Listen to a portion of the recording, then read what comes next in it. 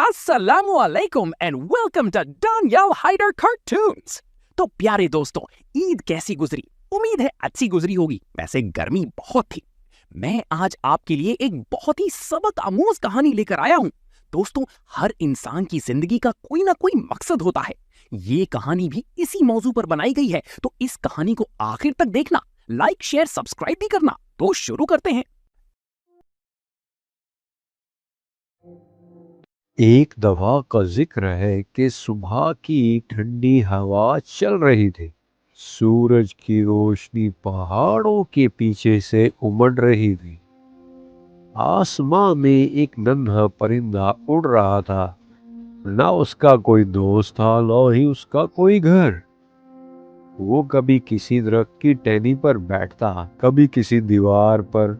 रात को ठंड में कांपता और बारिश में भी भीग जाता, क्योंकि वो एक बेघर परिंदा था जिसका कोई अपना ना था। न ही उसका कोई घर था और न ही ठिकाना। उसे जहां जगह मिलती वहां पनाह ले लेता। एक दिन वो बहुत ऊंचे आसमान में उड़ रहा था। बादल उसके करीब थे और नीचे एक खूबसूरत जंगल दिख रहा था। उड़ते उड़ते उसके दिल में ख्याल आया कि वो हमेशा अकेला नहीं रहेगा।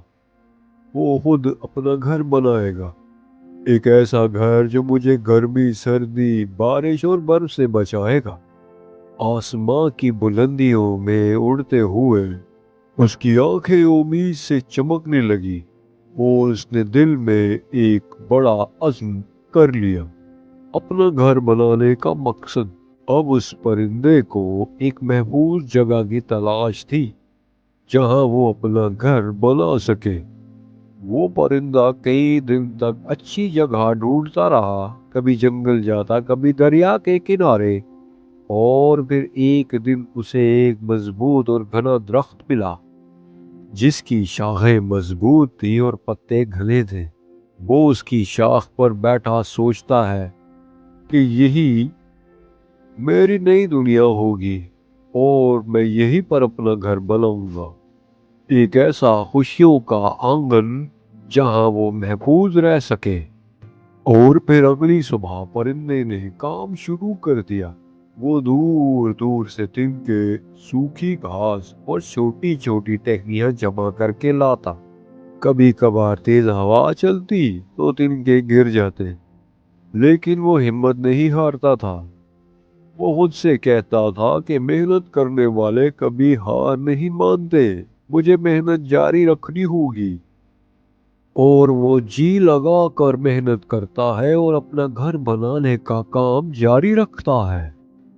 अभी उसका घर बनाने का काम जारी था तो एक झोंका हवा का आता है और परिंदे का जो थोड़ा सा घोंसला बनाया था वो टूट जाता है। परिंदा उदास होकर खामोश बैठ गया। उसकी आंखों में आंसू आ गए, लेकिन फिर उसने आसमां की तरफ देखा और बोला कि अगर वो आज हिम्मत हार गया तो कभी ख्वाब पूरा नहीं कर पाएगा। वो दोबारा से इरादा करता है कि अब इससे मजबूत घोंसला बनाएगा। वो दोबारा उठा और नए जज्बे के साथ काम करने लगा। अब की बार वो मजबूत टहनियां जमा करता है ताकि हवा के झोंकों को बर्दाश्त कर सके। और अब वो ज्यादा दूर से मजबूत टहनियां जमा करनी शुरू करता है। इसी दौरान कई दिन गुजर जाते हैं, मगर उसे खाने पीने के अलावा अपने काम में दिलचस्पी थी। वो कड़ी मेहनत करता है और अपना काम जारी रखता है। एक शाम वो उसी दरख्त की टहनी पर बैठा दिल में सोचता है, एक न एक दिन तो मेरा घर बन ही जाएगा, मेरा महफूज ठिकाना जहां मैं अपनी मर्जी से रह सकूंगा, मेरे ख्वाबों का आशियाना। मुझे और मेहनत करनी होगी ताकि मैं इसे मजीद मजबूत घर बना सकूं, जो सर्दी, गर्मी, बारिश, आंधी तूफान से मुझे बचा सकेगा। और आखिरकार कई दिन की मेहनत के बाद घोंसला तैयार हो गया। एक मजबूत और खूबसूरत घोंसला। उसके अंदर नरम घास, मजबूत टहनियां और पत्तों की छत थी। जब कभी बारिश होती तो वो پانی اندر نہیں آتا تھا۔ اس علاقے میں کئی دنوں تک بارش جاری رہتی تھی۔ وہ پرندہ خوشی سے اپنے گھونسلے میں بیٹھ گیا۔ اب وہ سردی، گرمی، بارش، برف باری اور ٹھنڈی ہواؤں سے محفوظ تھا۔ اس ننھے پرندے نے اپنے خوشیوں کا آشیانہ بنا لیا تھا۔ اس پرندے کا گھر تیار ہونے کے بعد صبح وہ خوراک کی تلاش میں نکل پڑا، اور سارے دن میں اس نے اپنے لیے خوب سارا کھانا جمع کیا تاکہ کئی دنوں تک چل سکے۔ شاید اسے معلوم نہیں تھا کہ طوفانی بارش آنے والی ہے، اور اسی رات زور کی بارش شروع ہو گئی۔ ٹھنڈی ہوا بھی چل رہی تھی۔ پرندہ اپنے گھر میں سکون سے بیٹھا بارش کو دیکھ رہا تھا، اور مسکرا کر سوچ رہا تھا کہ آج میری محنت کامیاب ہو گئی۔ اب میرا گھر بھی ہے اور میں محفوظ بھی ہوں۔ اگلی صبح سورج نکلا۔ سارا جنگل نکھرا نکھرا سا تھا۔ وہ پرندہ اپنے گھر سے باہر آیا، وہ پہلے سے زیادہ مضبوط اور خوش تھا۔